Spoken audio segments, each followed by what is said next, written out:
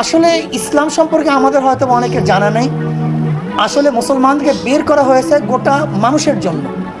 এরা শুধু মুসলমান মুত্তাকিন মোমেনদের জন্য নয়, উখরিজাত নাস, সমস্ত মানুষের জন্য। কাজী আমরা চাই যেরকম হাজার বছর ঐতিহাসিক আমাদের ইতিহাস ঐতিহ্য যেটা ছিল সেটা বজায় থাকবে।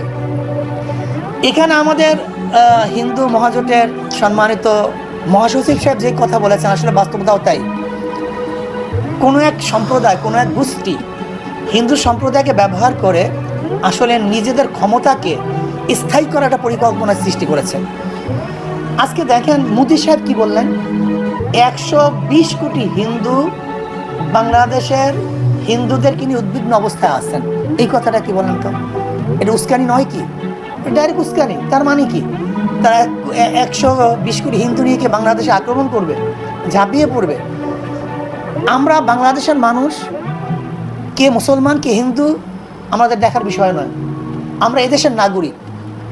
যেহেতু এদেশের নাগরিক, সবার অধিকার সমান, সাম্য, মানবিক মর্যাদা, সামাজিক ন্যায় বিচার, এটা আমাদেরকে অবশ্যই বাস্তবায়ন করতে হবে।